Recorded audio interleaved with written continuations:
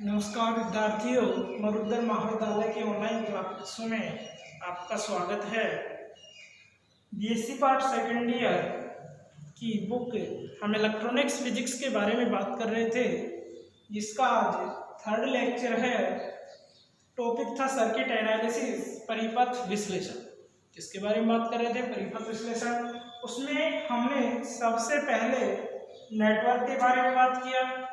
उसके बाद में इलेक्ट्रिक सोर्स के आधार पर नेटवर्क कितने भागों में विभाजित किया गया है? 2 भागों में, एक्टिव पैसिव। उसके बाद में हमने बात की थी कि इलेक्ट्रिक सोर्स कितने प्रकार के होते हैं? 2 प्रकार के, वोल्टेज एंड करंट सोर्स। और हमने जो नेटवर्क था उसके 2-3 भाग पढ़े थे, जैसे 4 terminal network, 3 terminal network, 2 terminal network. उसके बाद बेसिक बातें पढ़ी थी कल हमने, जैसे प्रतिरोध, रेजिस्टेंस, उसको किससे व्यक्त किया था? कैपिटल आर से। एक वास्तविक राशि थी। और किसे कहते हैं प्रतिरोध?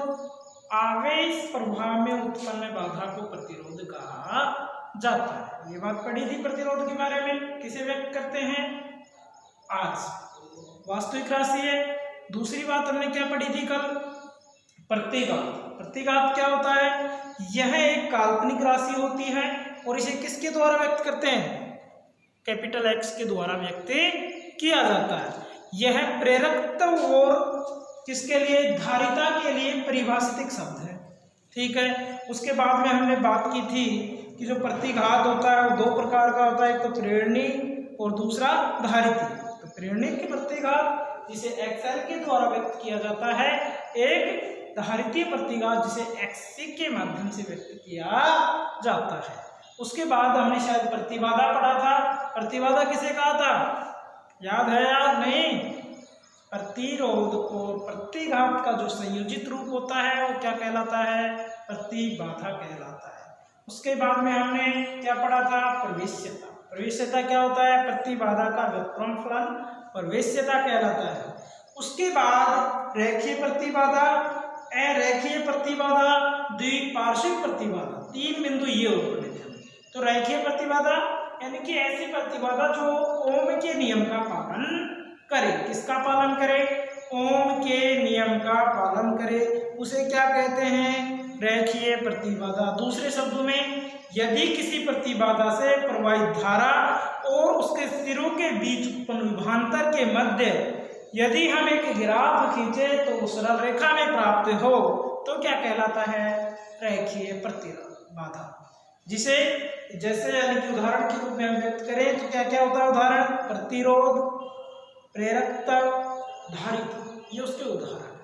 और अरैखिक प्रतिबाधा यानी कि जो उनके नियम का पालन नहीं करे उसे क्या कहेंगे? अरैखिक प्रतिबाधा कहते हैं। उसके बाद में हमने एक पढ़ा था द्विपार्श्विक प्रतिबाधा। द्विपार्श्विक प्रतिबाधा किसे कहते हैं? कि वह प्रतिबाधा जिसमें धारा का मान या धारा की दिशा बदलने पर भी क्या है? परिवर्तित रहे। प्रतिबाधा का मान है परिवर्तित रहे तो क्या कहलाता है? द्विपार्श्विक प्रतिबाधा कहलाता है। तो यहां तक सब बातें क्लियर। ये कल की क्लास में हमने अध्ययन किया था। उसके बाद में जो सबसे इम्पोर्टेंट बातें हैं वो आज पढ़ेंगे, जो हमारे पूरे इलेक्ट्रॉनिक्स में लगभग काम आती हैं। तो उनमें 3 बातें रह गई थी। एक तो नोड, ब्रांच यानी कि शाखा, दूसरी नोड यानी संधि बिंदु, नोड पॉइंट, ये जंक्शन पॉइंट भी कहते हैं। और तीसरा था लूप या इसे हम कहते हैं मेश, हिंदी में होता है पास। ये 3 जो वर्ड है ये इलेक्ट्रॉनिक फिजिक्स में बहुत काम आते हैं। जैसे लगभग काम आएगा ब्रांच क्या होती है, शाखा क्या होती है, नोड पॉइंट क्या होता है, लूप या मैश क्या होता है। तो प्यारे विद्यार्थियों, इन तीनों बिंदुओं को आपको अच्छे से समझना है। तो सबसे पहले हम बात करें ब्रांच की, शाखा की, तो नेटवर्क का वह पार्ट, यानी कि नेटवर्क का वह पार्ट जिसमें करंट का डिवीजन न हो, जिसमें करंट का डिवीजन न हो, यानी कि हम कह सकते हैं कि जाल का वह भाग जिसमें धारा का विभाजन नहीं हो, क्या कहलाता है? शाखा कहलाता है। क्या कहलाता है? शाखा। किसे कहते हैं शाखा? यानी कि जाल का वह भाग जिसमें धारा का मान नियत रहे, अर्थात ऐसा भाग जिसमें धारा डिवाइड नहीं, जैसे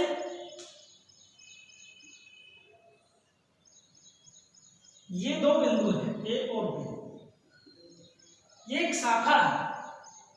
यदि माना यहाँ कोई करंट इसमें प्रवाहित हो रही है, तो यहाँ भी आई है, तो यहाँ भी क्या होगी? आई होगी।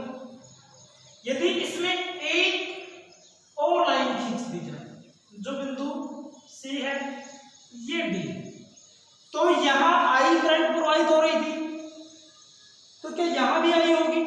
नहीं, यहां माना फिर क्या होगी? I1, और इधर भी क्या होगी? I, यानी कि ये जो करंट होगी डिवाइड होगी, डिवीजन हो गया इसका।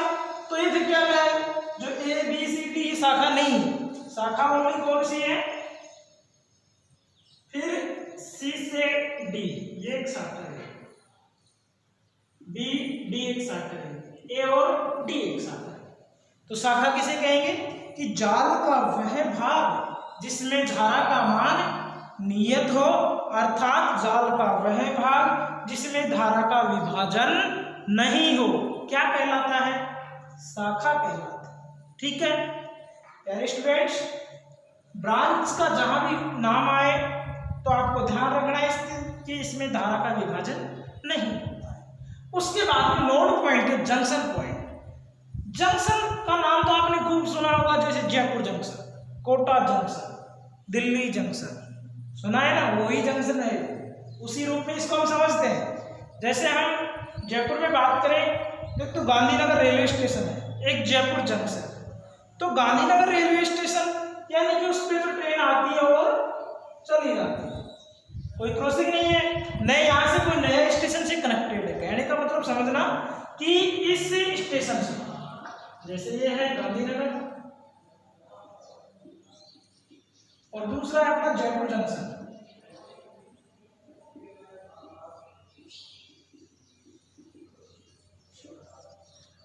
यहां तो क्या होता है कि सीधी ट्रेन आती है या चली जाती है। और जयपुर जंक्शन की बात करें, यानी कि नाम से जंक्शन जहां आ गया है कि नोड पॉइंट है, संधि बिंदु है, यहाँ रेलवे स्टेशन, स्टेशन का मतलब ट्रेन आती है और चली जाती है।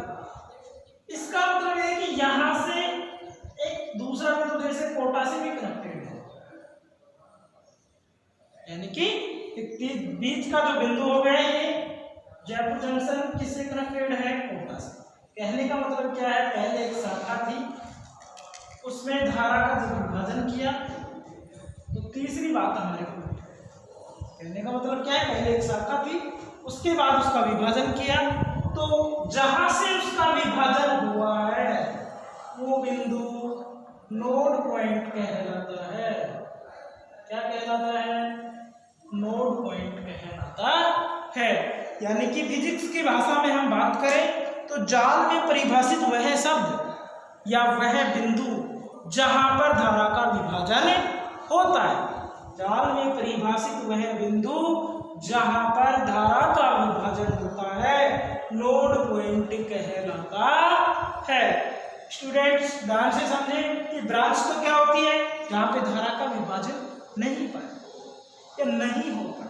जैसे हम इस डायग्राम के माध्यम से समझें तो ए से डी, यानी कि एडी क्या है? ब्रांच। बीडी क्या है? ब्रांच। सीडी क्या है? ब्रांच। ये एक शाखाएं हैं। जबकि अब बात करें बिंदु डी की, तो ये जो बिंदु डी होगा ये एक नोड पॉइंट कहलाता है। क्या कहलाता है? एक नोड पॉइंट कहलाता है। कैसे कहलाता है? कि भाई हम पहले ए से बी डायरेक्ट हम कह रहे थे कि एक करंट यहाँ से यहाँ तक सेम प्रवाहित हो गई, उसके बाद जैसे ही हमने इसका विभाजन किया तो धारा का भी विभाजन हो गया। क्योंकि यहाँ करंट आई थी, जब इधर भी तो इसका कुछ पार्ट इधर गया, कुछ पार्ट नीचे की तरफ है, तो इसका डिवाइड हुआ ना, यानी कि इसका डिवीजन हुआ। तो जैसे ही इसका डिवीजन होगा, जिस बिंदु पर डिवीजन होगा वह बिंदु नोड पॉइंट कहलाता है। और जो डायरेक्ट यानी कि जिसमें धारा का मान नियत होता है वो शाखा कहलाती है। तो दो बिंदु हमने क्लियर किए। तीसरा बिंदु होता है मैश या लूप, जिसे हम पास भी कहते हैं। क्या कहते हैं? जिसे हम पास भी कहते हैं। तो इसकी यदि हम परिभाषा की बात करें तो क्या होगी कि जाल में उपस्थित वह बंद परिपथ जो कि शाखाओं द्वारा बना हुआ हो। यानी किसकी बात हुई? एक बंद परिपथ की बात हो गई। किसकी बात हो गई? कि परिपथ भी हो और कैसा हो? बंद हो। किनके द्वारा निर्मित हो? शाखाओं के द्वारा निर्मित। उसे क्या कहेंगे? लूप, मैश या पास कहते हैं। इसे कहेंगे कि भाई जाल में उपस्थित वह बंद परिपथ जो शाखाओं के द्वारा बना हुआ हो, लूप, मैश या पास कहा जाता है उसे। अब इसका उन तीनों बिंदुओं को चित्र के माध्यम से, डायग्राम के माध्यम से समझते हैं। स्टूडेंट इसको ध्यान से समझना। ये तीनों बिंदु आपके कंपटीशन एग्जाम में भी काम आते हैं और इलेक्ट्रॉनिक्स में भी बहुत ज्यादा उपयोग होता है, जैसे नोड का और लूप का। नोड और लूप से जो डायग्राम होगा उससे हमारे को करंट का मान भी याद करना होता है, रेजिस्टेंस दिया गया होगा और काफी न्यूमेरिकल्स होते हैं जो कंपटीशन एग्जाम में पूछे जाते हैं। तो एक डायग्राम के माध्यम से इसको हम समझते हैं।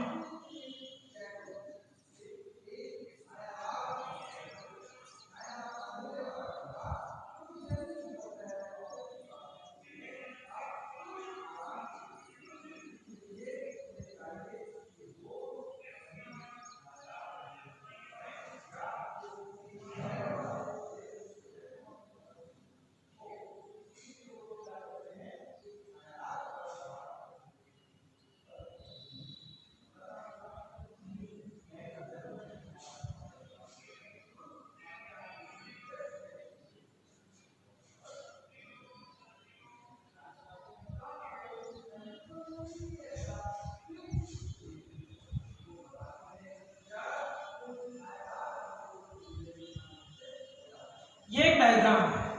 यहाँ बैटरी कनेक्टेड है, माना है कितने वोल्ट की? जैसे 50 वोल्ट की है, 100 वोल्ट की हो सकती है। ये जो लगे हुए, क्या लगे हुए हैं? रेजिस्टेंस लगे हुए हैं। इनके बीच में जो ये इनको है, हम इनके बिंदु का नामकरण करते हैं। तो माना ये क्या है? ए बिंदु। ये कौन सा बिंदु है? बी बिंदु। ये सी बिंदु, ये डी बिंदु, ये ई है,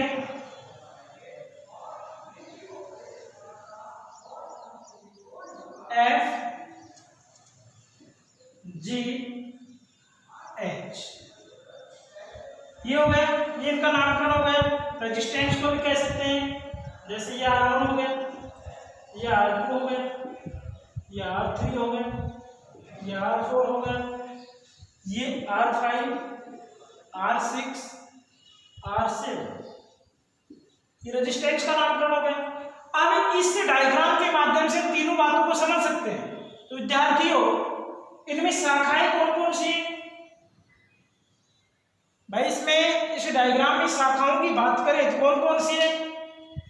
ए बी शाखा है, बी सी शाखा है, सी से डी शाखा है। और हम बात करें, जैसे अब इसमें करंट का प्रवाह और दिखा देते हैं। यहां से हमारा कौन सी धारा प्रवाहित हुई? I1। यहां भी कौन सी होगी? I1। ये बिंदु आ गया, यहां से धारा का विभाजन हो रहा है, तो इधर तो कौन सी गई? I2। इधर कौन सी आई? I3। यहां भी कौन सी होगी? I3। यहां I2। यहां तक हो गया। अब यहां भी धारा का विभाजन होगा तो I3 तक हो गई, तो इधर कौन सी आई? I4। नीचे कौन सी? I5। यहां I5। यहां कौन सी होगी? I4। अब यहां भी कौन सी होगी? I4।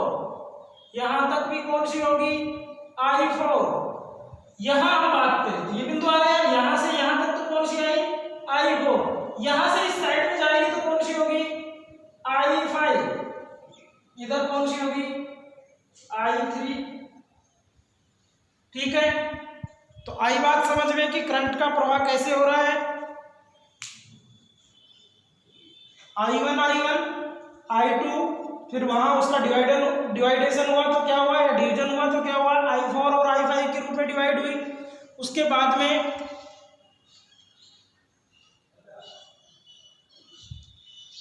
तो अब हम बात करते हैं, जैसे ब्रांच की बात की तो A से B के मध्य में I1 है, ठीक है, तो हम क्या कह सकते हैं कि ये एक शाखा है।